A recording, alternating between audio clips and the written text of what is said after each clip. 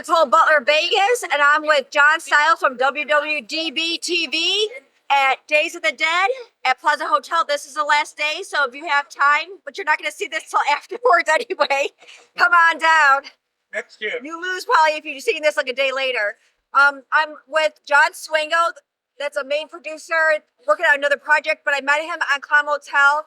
And then I had the honor of working with a star that's been in 3 of these clown movies, Hammy, aka Johnny Parati. Johnny Parati.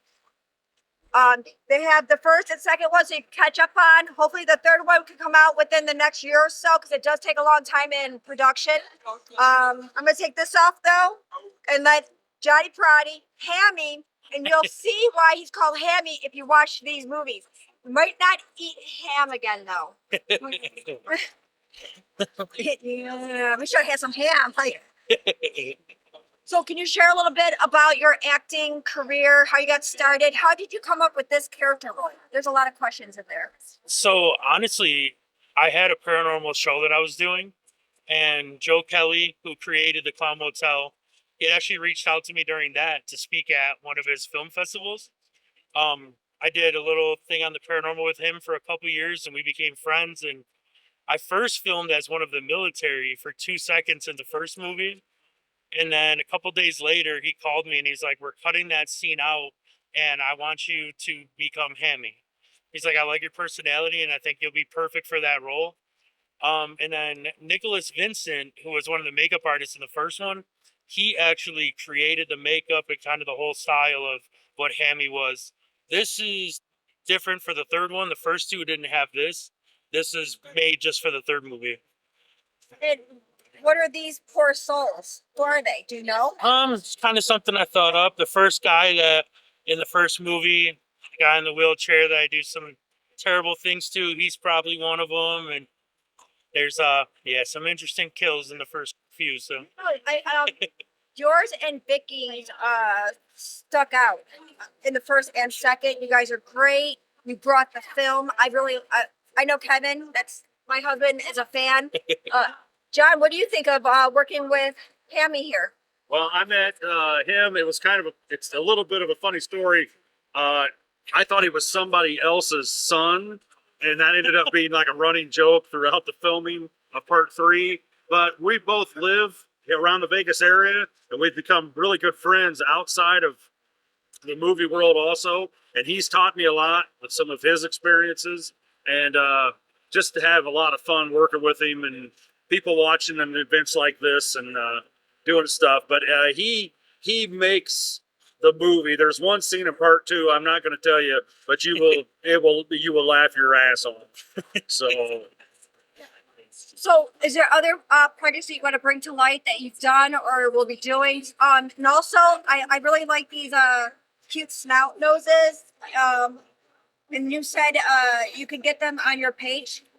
yeah, Grave House Productions LV2 on Instagram, or Facebook is just my regular Johnny Parati name. That's my personal page. But you could also message me on there, and we could get anything shipped out. Some projects I just did. We just had a movie released called "'Twas the Night." That's with Joe Lujan. I play the killer gingerbread man in that movie, which was absolutely awesome to do. It was fun. But that's on Prime Video, Apple TV. Came out, I think, last month. So it's pretty new that one came out. We know Joe Lujan. He's been making films a lot. I got to be like a biter in his, where I was like, and pretend tasing and almost. We're in the same movie. I'm in that one too. I haven't watched it. I haven't watched it yet. So I need to cut up on these watching and everything like that. I play the security guard in the movie that you're in. I play the security guard that the police come, that I find the dead body, and that's what triggers them getting caught up by the zombies inside. Yeah. So, I know you've been in showbiz for a little bit. Mm-hmm. And do you go to other conventions besides the Days of the Dead?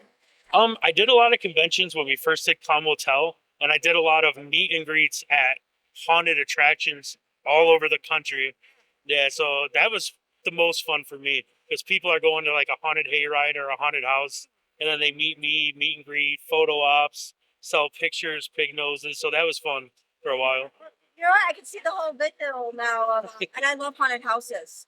And I think that would be a special to bring that and plus the movies that you've been in. Because people don't realize a lot of people are reading about films or they connect with people and you build fan bases.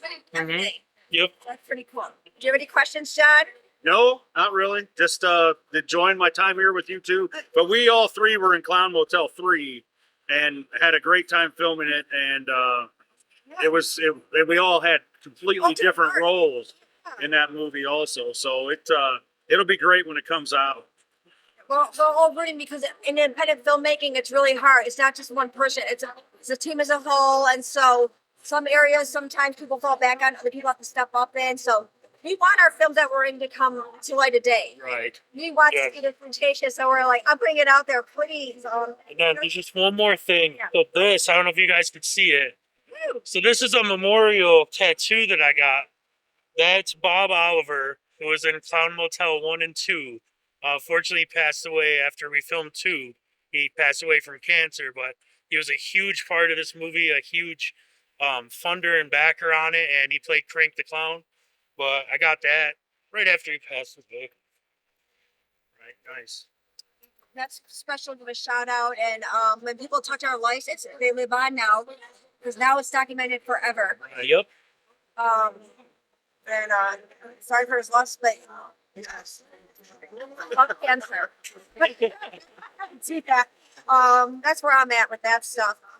With independent filmmaking too, there's ways if you can't be in person, you could be associate producer, executive producer. Those help fund it because every bit helps. So if you're thinking, 100% will help, it does help. I'm excited. This is the last Nathan Day to the Dead. Yesterday it was sold out. They never had a sold out here in Las Vegas. So I think it's going to start growing more here in Vegas as a film industry altogether. Right. So we got to get to work on that kind of thing because we don't want to be on the outside. We want to be on the inside. Right. Is there anybody you want to give a shout out to? Joe Kelly. DJ. I mean, he created all this. Yes, and DJ Patton, who keeps flirting with me. Right. We give Joseph Kelly a great shout out because it's hard.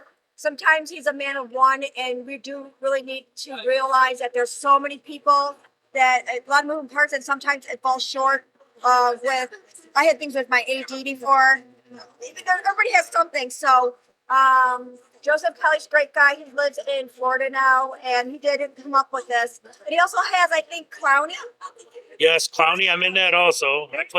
I'm going to be a farmer in Clowny that owns the 3 little pigs. Somehow it all ties in. So, yep. I think I'm supposed to be in a scene with Sean Phillips. I think it's me and him are the 2 farmers.